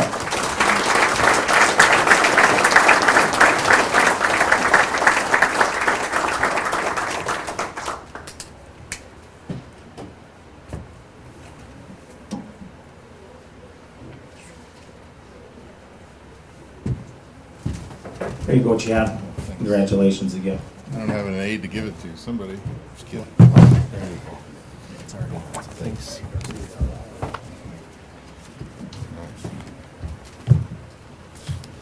Bucky, I think we're past halftime now. Although I do want to say it's beyond humbling to be here, surrounded by family and all of you guys. To the Legion leadership, in particular, all of you for what you do every single day, thank you. The Home Run Club, Slick, fellow honorees, and all the others that made this special occasion come to fruition, thank you very much. Now, I'm going to be honest, I got 12 documented concussions. The last 2 by jumping out of airplanes unsuccessfully, although I'm still standing here, so I do have notes. And I need to refer to them a lot, so I will look down occasionally, just so I don't remember. All right, so I do remember what I'm doing. Last time I went to the kitchen, I left with ice cream. I was supposed to do something for my wife, and hence my figure, Bucky. I'm not stealing anything. Those days are long gone. So why is baseball connected to the American Legion? It's a historic organization that fights for members like me, my families, and all the others that served every generation. They protect our nation and its values and its rights. But I didn't know why they were connected to baseball. I had no idea, shamefully. So I learned that they're connected to, those are some fun ones right there, because John Griffith, a World War I veteran, envisioned a nation made better from the one he knew in the World War I era, healthier and stronger, more powerful and patriotic, and forged by youthful competition. In his solution, he preached good citizenship citizenship to go back to the sportsmanship awards, his solution was to play ball. Pretty neat. So 100 years later, born in South Dakota, Legion Baseball became what it is. So today there's over 80 National League Baseball Hall of Famers that played American Legion ball, to include Yogi Berra, Ted Williams, Bob Feller, and as we just heard, none of those guys played on teams like ours. None of them. Now, they didn't win a state championship in Ely. What he didn't mention is we also beat the flu at the same time. Thank you, Serge, for catching since I was out. They certainly didn't beat a future Hall of Famer named Jim Thome in the Central Plains Regional, much less did they rack any wins at the World Series. So, 1987, you all heard it. I knew what a good team was then. I was part of the football team. We were really good. We won state. Some would argue 13th in the nation, but that doesn't mean anything. The Blues, we were a third, Bucky. I will let you live your moment with fourth, but none of us will ever live up to that. We were different. We were really different. We were a great team. The perfect blend of talent, unselfishness, and leadership. And every day we had belly laughs about something. Even tonight, thank God I got a lot of concussions because I don't have the memory you guys do. It's embarrassing to figure what you guys came up with. It's crazy. But we were ordinary kids who achieved extraordinary things when we all came together. And before kids stopped being multi-sport athletes, we knew that Legion Ball, being called the Moorhead Blue, was a big deal. And the billboard on those silver and blue jackets that we wore ever so proudly after winning tells a story no other team could tell. And there's a text string going on us, and you're dang right, 50 and F and 14 was our record. So to my own kids, wherever you're at, we were a really big deal. I just want you to know that. State champs. So thank you, John Griffith, Major John Griffiths, for giving us a platform that would provide a bedrock for a journey I never would have dreamed I was going to go on. After 5 combat tours in harm's way, 3+ years spent at the tip of the spear, I can attest his vision played out in full color every single day. In haunting places like Panjwai, Iraq, Panjwai, Afghanistan, on Nazariya, Iraq, and Baghdad, and as General MacArthur once said, and I walk by his thing every single day at West Point, upon the fields of friendly strife are sown the seeds that upon other days, on other fields, will bear the fruits of victory. So those wins and losses I experienced with this group turned into life and death. And team never had a deeper meaning. So thankfully, I'm here today to tell you that I'm 5-0. I wrestled, I was talking to some of you earlier, for months, putting together some meaningful message for tonight. Because to most of you, I'm Sonny as well, but my real nickname is Butter. I'm just the catcher. That's all I've ever been. And for more than many years, that was more than enough. And because, truthfully, you're the most important part of who I am. I mean, literally. For who I am today, I can't thank you enough. So hopefully my words, I will tell some stories, so bear with me, resonate enough to tell you how much appreciative I am for what you gave me. So being extraordinarily introverted, I loathe speaking in front of people. Can't stand it. But it's important to talk a little bit about me, only because it gives me the medium or the platform to talk about some very special alumni of the American Legion. Your veterans, our heroes, and the nation's national treasure. And those silent giants were on some of the most incredible teams that I participated in history. Those were the Special Operations Units and the Rangers, and of course, Stryker Task Force Rosser. They deserve nothing less than for me to keep their sacrifice alive. Making it matter every single chance I get. For what you don't know is every organization that I've been a part of since 1988, they know all about you, because that's how I led. What I'm going to try to do is introduce you to them through me and understand how important that relationship was. So I learned a lot about playing on teams. Like I said, I was on some great ones, from amateur playing fields to combat, now in the business world. A little bit different there. But what emerged from all that was the DNA of great ones. Crystal clear. The cancers of bad ones, just as easy to see, and the intrinsic adaptability of those that maintain consistency. And of course, the various coaches and leaders whose success and direct correlation was fiercely protecting the relationships between the leader and the led. It went beyond trust every single time, and we had that. So when I learned that bedrock and what anchors it, the culture of successful ones is four things. It's loyalty, humility, fear of failure, and a lot of people don't like to say it, especially when you're young, but it's love. And it's defined a lot of different ways. Those are the most tangible characteristics of any organization that I've enjoyed success with. And I've only been a part, but I got to go on a ride with them. But every time those things stood out. 1987, 88, I knew what good teams looked like. We were good teams. With good teams came tremendous leaders of character who would shape my life in ways I could never. I wrote this to you, I think I have to be able to get through it, to repay. So Bushy, Hurls, Kostic, Cullen, Riley, who was my West Point coach, and of course, that man, Coach Berger.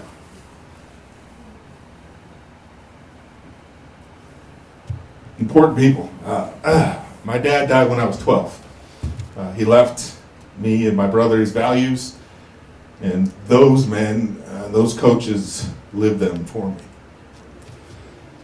And all of you buoyed me through some pretty dark days. So I spent a lifetime trying to be like the teammate and leaders that others were to me, always at their best when I needed them the most. All of those early lessons gave me a critical direction and anchored my moral compass, helping me later navigate what would be known as the pure hell of combat and the invisible wounds that come with it. Those lessons carried over as a young man, first and foremost to winning. Team first, mission always. Not the other way around. Can't be that way.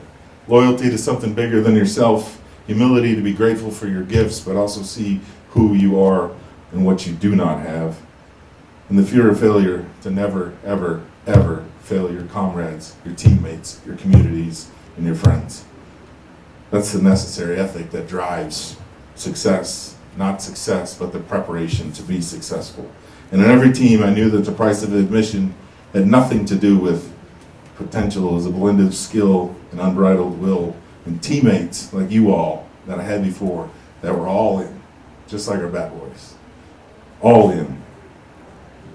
And only if the courage to dare and the resiliency to see it through exists. So teams like I was on in the Iraq War. He mentioned it, eve of the Iraq invasion. I was a young airborne ranger company commander. I had 200 steely-eyed men staring at me. We operated independently. We were part of a special operations task force that we did operations on the hunt for Saddam Hussein with Delta Force. We were elite, we were trained, and we were ready, but we're also human. And to be honest, we were scared. That night, I knew they didn't need to see me scared. They didn't need to see anything other than confidence.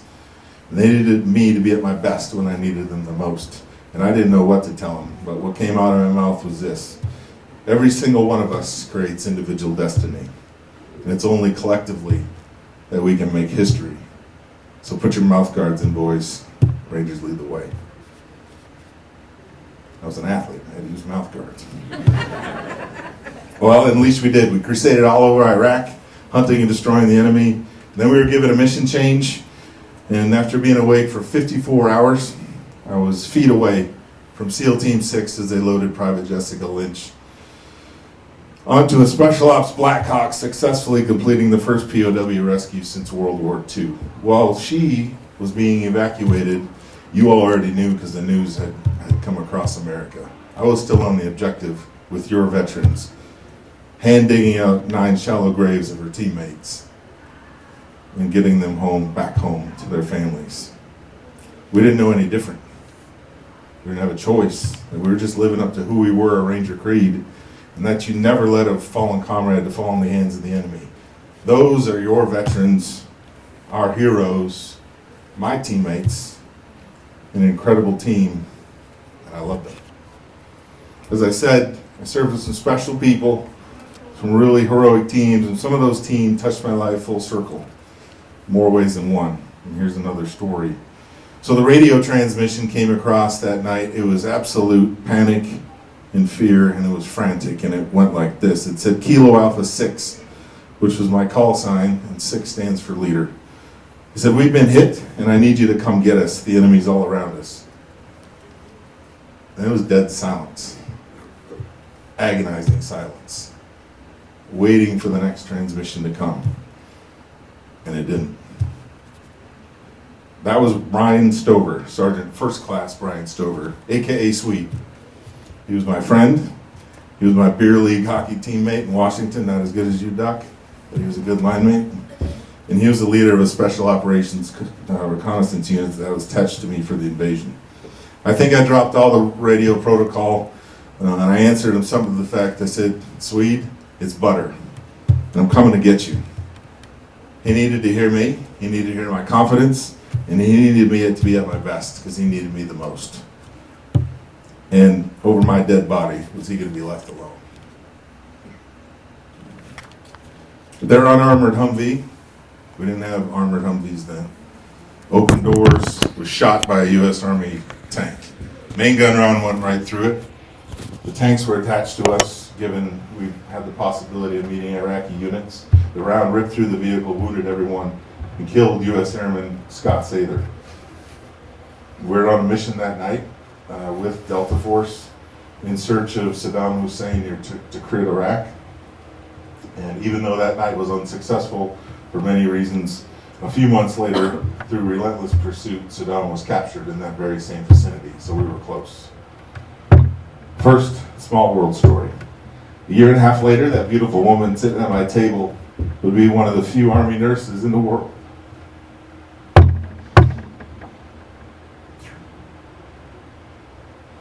To care for Saddam Hussein after capture.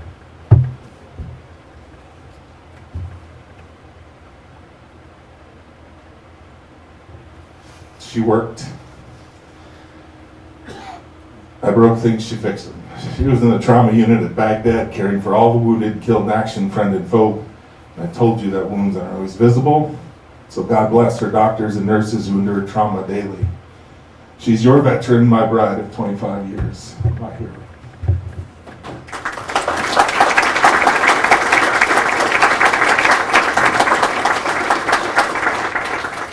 So I got to Swede that night, and we evacuated Scott as well and the other wounded. Now for the smaller world. So not only was Swede on there and a close friend, but there was a young sergeant named Matt Westra, who was also in that vehicle, wounded, thank God alive, quite frankly, and by all rights he should not have been. Matt was the brother of my coach, and friend Rick, his brother, my classmate Missy, and he's the son of most of our 9th grade science teachers. And now he was my brother in the 75th Ranger Regiment. Those are your veterans, our heroes, my teammates, incredible one that I love dearly. And years later, I got to command a Striker Task Force that was mentioned about, deployed in the spiritual home of the Taliban. I'd consider it the epicenter of hell, as far as I was concerned. It was just, it's undescribable. But months after I redeployed, I went to Hawaii to visit somebody really special. We stood together, we were honoring the Stars and Stripes as it was playing, and the flag reflected perfectly off this memorial that had a picture of Staff Sergeant Wesley Ross Williams, who was killed in action December 10th, 2012. It was a junior ROTC event, if you've ever been to one, to honor their alumni, Wes, and those kids were him just a few years before, and they all knew him. I said we stood together on purpose, because I was standing next to Krista Williams. She was holding an infant in her arms, just like we saw tonight. She had another one tugging on her pants leg as the national anthem played. She was really incredibly strong in the moment, hiding the pain that was behind her face. She was also an alumni of that school. She was a JROTC member, but that's where she met Wes. They fell in love, and then immediately married right after high school. She, Krista, was the first person I called on December 10th, 2012. Wes was my soldier. I remember the pain that dialed the number. She's amazing. My body ached, my hands trembled. She had already been told officially that she lost her husband, who was her soulmate, her best friend. But she needed me to be at my best. She needed me the most to help her navigate a journey that nobody should have to go through. Sergeant Williams was killed in action. He was mortally wounded by an IED when he maneuvered. helping his squad evade the enemy, doing what he did best. Wes, he never met Valerie, who was pregnant when he deployed, or she was pregnant when he deployed, and he certainly, most likely, we don't think Faith will ever remember her dad, except what she learns through the stories, like me getting to tell him the pictures she sees, and of course the similar features she bears on her face of him.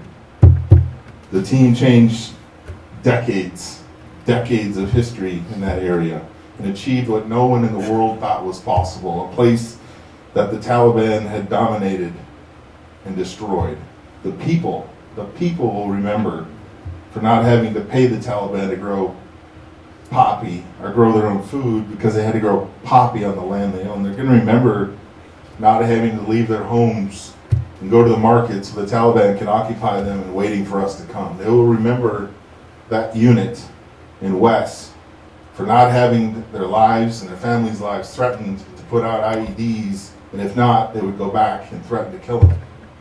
They will remember the sanctuary of security that we gave them, and they're going to remember him, your veteran, our hero, my teammate, Wes Williams. Of course, I'm never going to forget him. I love him. You know, he's a part of me every single day. You know, whether I want to think about him or not. Sorry. I have no choice. I can't erase the helicopter trying to land to pick him up and evacuate him. And I can't ever forget the doctor walking down the hallway, the dim light, shaking his head no, telling me he didn't make it. As I stood and looked at him, hoping he'd tell me something different. He said he massaged his heart in his hands, but he couldn't get him to resuscitate because he was too gravely wounded. He was sorry to me. I remember kissing his casket before I left Afghanistan, going back home to Dover, where Krista awaited his arrival. And shamefully, I remember carrying around a small leather piece of his boot in my hand and in my pocket. It was blown apart into shreds by the IED. Because I had to rub it in my fingers to punish myself for not bringing him home. Truthfully, I'm not going to reconcile that, and I pray that I can hide behind time and space from that moment. But I don't carry that anymore. I carry this, a bracelet with Wes's name and David J. Chambers, who was killed in action 16 January 2013, just so it invites questions, so it allows me to have a platform like tonight, the dialogue, to share their stories and making their lives matter. So never in a million years I would have guessed, as I rode my bike to Matson Field, like many of us did, along A Street, past Hardee's, the old creamery, and down on the corner by the river there was a stone little building called the American Legion. And I would have never imagined that my life would be here today. I thought back then the Legion was just a place, this is not to be offensive, for older guys with funny looking hats and pins and patches. Not an offense, sorry.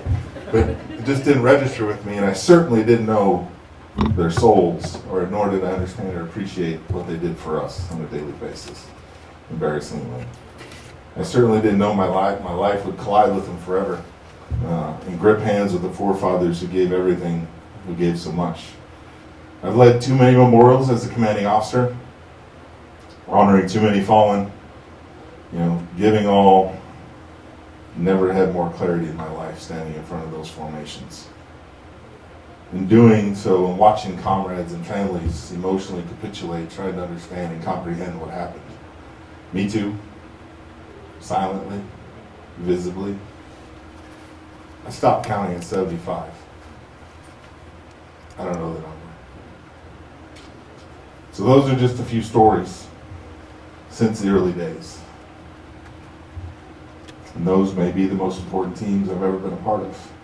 But, so many ways, Jay and I were talking, they reflect on the fabric of what we were. It's really something I already knew, what the foundation was laid during the time I spent with all of you, literally.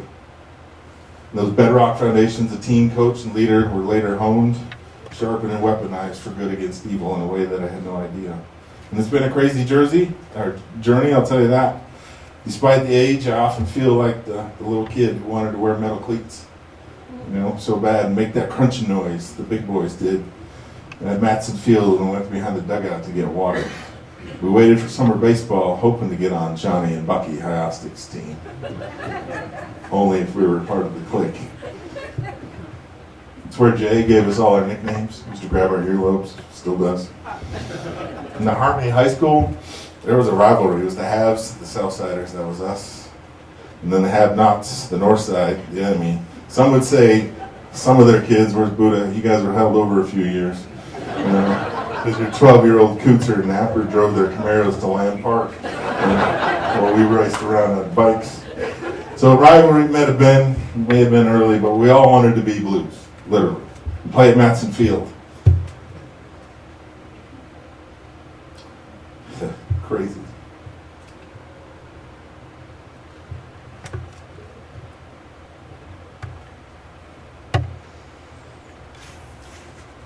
It was a little simpler back then. But you had idols like Mark Rice, catch. Dan Jeanette at third, Scotty Olson, I think he had a ponytail at short, never to be seen again. Kappas playing his day, his wisdom teeth were pulled, I don't know why I remember that. Bierke, textbook throws to second, picking another runner off, Donnie Thompson hitting him off Jerry's, Crafty, Schwab, George, and of course, everybody knows Swanee, the little house in right field. Lem, you were my idol. And I mean that. But it was hard not to worship legendary George Palawa when he came to town from Bemidji. He was a giant among men. He was bigger than Paul Bunyan, I think. But when he visited Matson Field, that was a big boy field. That was the big boy field we needed to be on. Some thick mustache guy named Timmer meticulously cared for it. And it was the best field around, hands down, by far. And to ensure Matson remains a destination of choice for amateur baseball and a place where legends can continue to be made, Slick, I do have good news.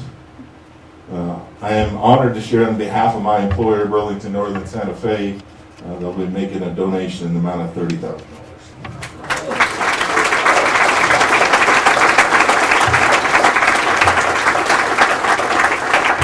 I'm not done, I'll go back for more. There was a head coach, scary, famously quoted with this: you don't go to baseball camp in the middle of hockey or football season, so why would you go to those camps during baseball season? I wasn't in the military yet, but that was a damn order, and I heard it loud and clear. I never went to another hockey camp the rest of my life. He was also the Concordia College coach, and a lot different intensity than our high school coach who sat in left field, wouldn't pay the 50 cents to get in and watch the game. Coach Hurley. But we love Coach Hurley's tremendous man and a legend to all of us in a lot of ways. And how about Joe Baker's selfless, just crazy energy for us. Jack Williams, our nemesis, he mentioned, I didn't know we lost 4 times, you didn't need to say that. Across the river, they had a couple studs on their team. And then, of course, the pillars like Hiram, Mama Stove, Mama Keen, happy birthday, Brad. Roger Kunka, for whatever reason, pacing the first baseline. He wore that thing out along the fence while his 16-year-old sensation dominated his first outing. I think it was a no-hitter, if I'm not mistaken. I think he had a great catcher. I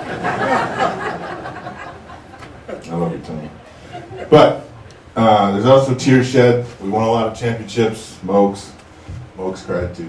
If you didn't think he'd ever cry, but we cried together. And Bergs, we talked about Bergie. God, we missed him. Infectious smile, $1 million smile, incredible athlete. Always his shirt untucked, always dirty. Just Bergs. He could do anything.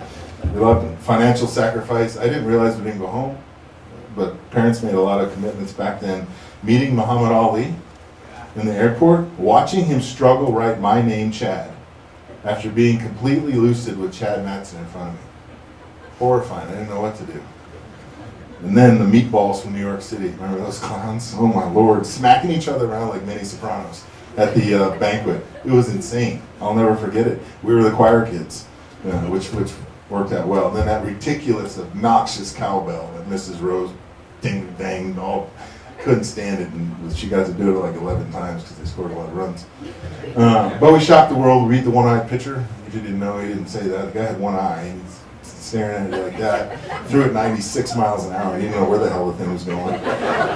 Well, we beat him. Phil whipping out 72-mile-an-hour heaters, throwing 3-2 knuckleballs. It was crazy, right? And then getting to see ESPN. I think a lot of folks went there only to witness the top 10 play of their lives, highlighted as the catch. He's embarrassed about it, but it was truly by Matt's denying future Major League player, Major League Baseball player Scott Hatterberg RBIs, I think 128, 129, 130 in the Legion season. He was pretty good, but he didn't win.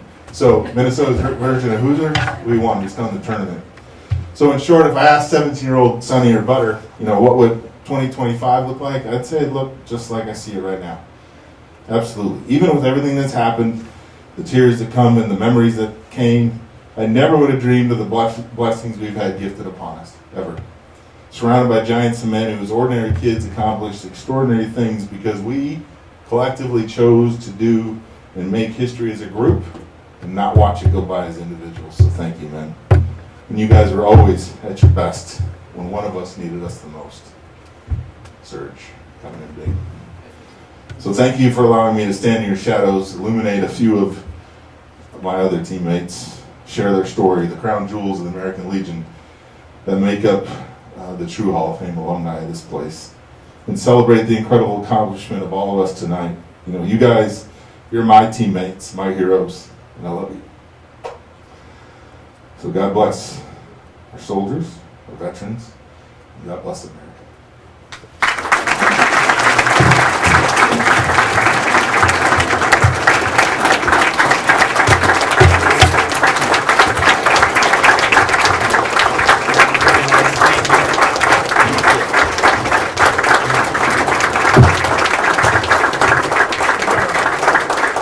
Thank you, Chad Sundell. Hard to top that, so that's why we saved the best for last.